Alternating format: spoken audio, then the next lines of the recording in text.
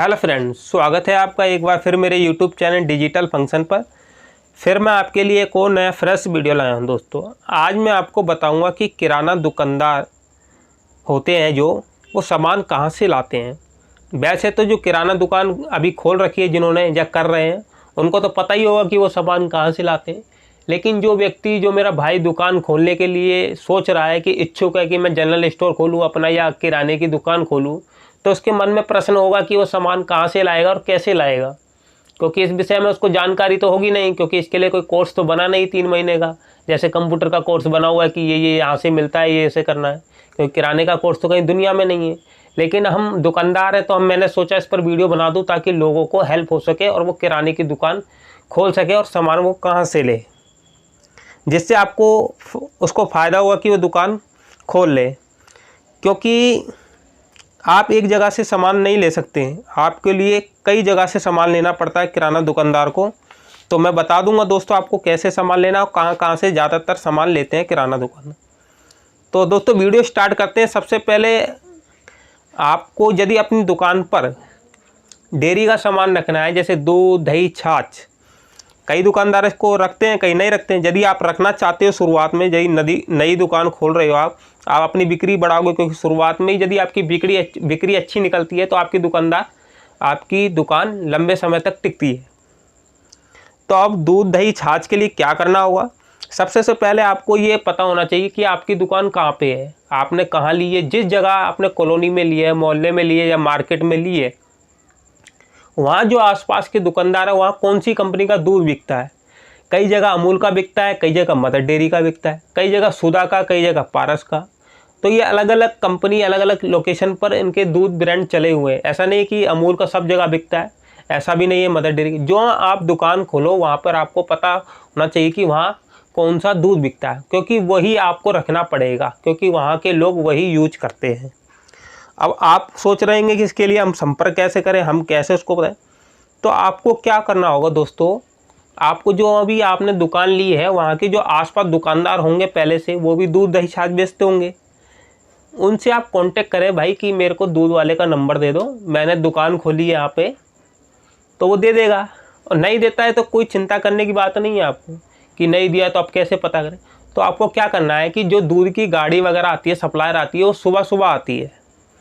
आपको 2-3 दिन सुबह जल्दी उठकर आपको उन दुकानदारों पर नज़र रखनी कि वहाँ सप्लायर कौन सा आता है दूध का, और आपको उसको देख लेना है कि आपने देखते ही आगे थोड़ा सा उसको बोल देना, भैया मैंने की दुकान यहाँ पर खोली है, मेरे को भी दूध दही छाछ चाहिए, और वो आपको प्रोवाइड करा देगा। आप उसको डिमांड दें शुरुआत में कम, भैया मेरी नई दुकान है मुझे कम कम चाहिए, तो वो आपको दे देगा। और जैसे जैसे डिमांड आपकी बढ़ती जाए तो आप अपनी डिमांड बढ़ा सकते हैं, क्योंकि दोस्तों ये कच्चा माल है, इसको ज़्यादा आप स्टॉक नहीं कर सकते हो।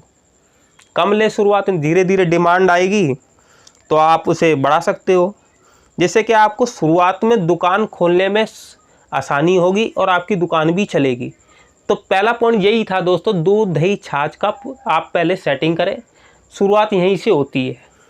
अब आप दूध वाले को बता दें कि मेरी दुकान यहाँ पर, या आप उसको दुकान दिखा सकते हो, वो आपको अगले दिन से माल देना शुरू कर देगा और आपकी सप्लाई चालू हो जाएगी दूध दही छाछ की, जिससे आपकी दुकान पर ग्राहक आना शुरू हो जाएगा।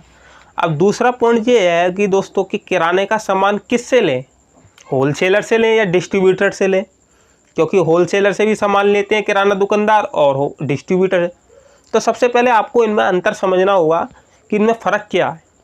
तो बात करें डिस्ट्रीब्यूटर, तो डिस्ट्रीब्यूटर एक ऐसी चीज़ है जिस पर 1 या 2 कंपनी के एजेंसी होती है और वो वही प्रोडक्ट रखता है।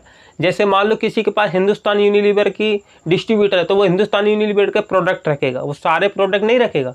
हिंदुस्तान जैसे लाइफबॉय साबुन हुआ, किनी प्लस शैम्पू हुआ, इस प्रकार से वो डिस्ट्रीब्यूटर होता है। और डिस्ट्रीब्यूटर आपके एरिया में एक ही होता है। और जो होलसेलर होता है वो इन्हीं से माल लेके कट रेट में लेके वो एक ही जगह पर अधिक से अधिक माल उपलब्ध कराते हैं, एक ही छत के नीचे सारा माल उपलब्ध कराते हैं, ज़्यादातर किराने का सामान।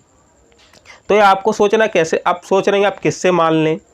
यदि आपकी दुकान रिटेल की है, फुटकर की है, चिल्लर विक्रेता हैं आप कम क्वांटिटी में सामान लोगे शुरुआत में, तो आप होलसेलर से लोगे, क्योंकि आपको एक ही छत के नीचे सारा सामान मिलेगा और आपको थोड़ा थोड़ा भी मिल जाएगा। जबकि डिस्ट्रीब्यूटर आपको पेटी से कम नहीं देगा दोस्तों, कम से कम एक पेटी लेनी पड़े। मान लो लाइव होगी, आपको पेटी नहीं लेनी, 12 पीस लेने हैं, तो आपको होलसेलर देगा, लेकिन आपको डिस्ट्रीब्यूटर नहीं देगा। आपको पेटी डिस्ट्रीब्यूटर देगा, होलसेलर भी पेटी दे देगा, लेकिन वो खुले पीस भी देगा। तो आपको शुरुआत में होलसेलर से माल लेना चाहिए, क्योंकि आपको एक ही समय पर ज़्यादातर सामान मिल जाएगा दुकान का, और जितनी क्वांटिटी चाहिए आपको कम से कम वो भी मिल जाएगी। और क्योंकि डिस्ट्रीब्यूटर से आपको महंगा पड़ेगा, जबकि होलसेलर से सस्ता पड़ेगा।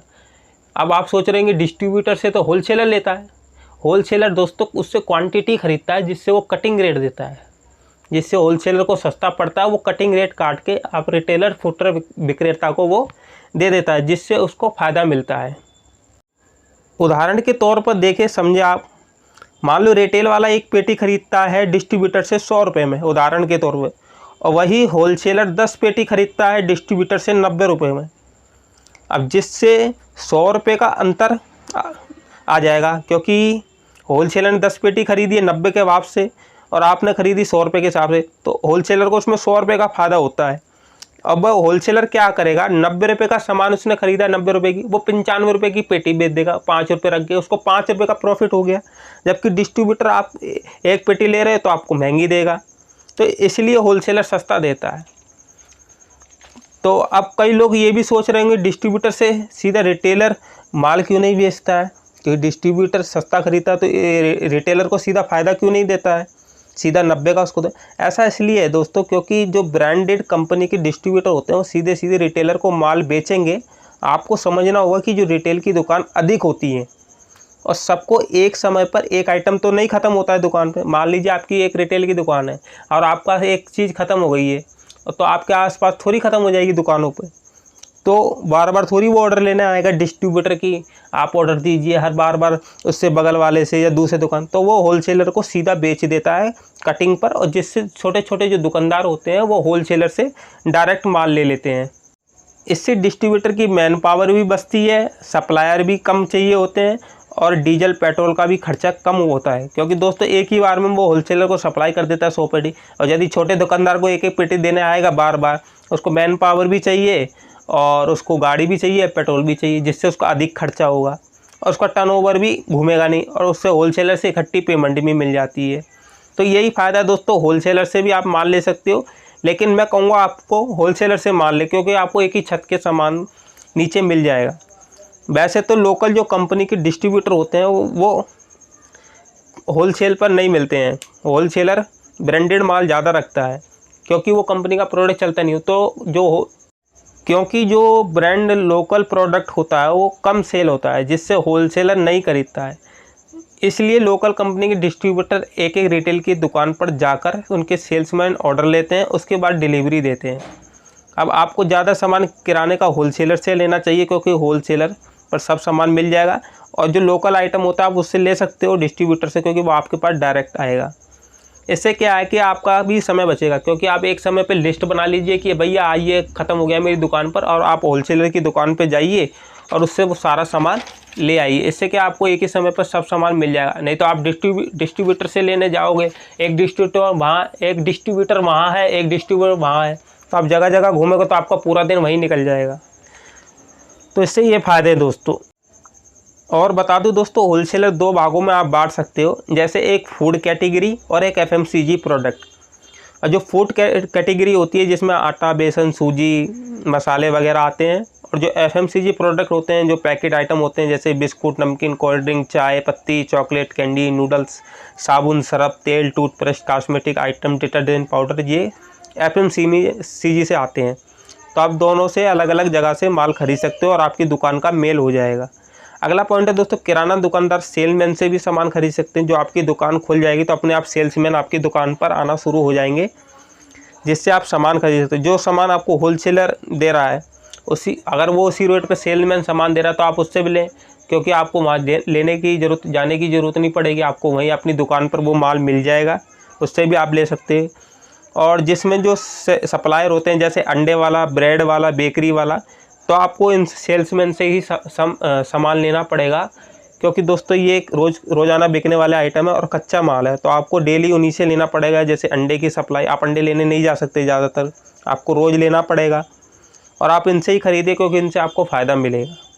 अगला पॉइंट है किराना दुकानदार आजकल ऑनलाइन भी ऑर्डर करते हैं। कई ऐप चल गए हैं, जैसे उड़ान है, जियो मार्ट पार्टनर ऐप है, फ्लिपकार्ट होलसेल ऐप है, मीस कई सारे ऐप चल गए हैं दोस्तों। तो उनसे भी आप सामान ले सकते हो, और सामान नहीं लेना है तो आप ऑनलाइन रेट चेक कर सकते हो। तो ये कई सारे रास्ते होते हैं किराना दुकानदार पर, जो होलसेल सामान खरीदते हैं किराना दुकानदार। तो आपको समझ में आ जाएगा, एक दो बार वीडियो को आप दोबारा देख सकते हो, आपको पता लग जाएगा दोस्तों कि किराना दुकानदार कहाँ कहाँ से माल खरीदता है। इतनी जगहों से माल खरीदता तब दुकान चलती है, एक जगह से नहीं चलती है खरीदने पर। और होलसेलर कई सारे हैं, कई सारे पे ही जाना चाहिए ताकि रेटों का भी आपको पता चल सके।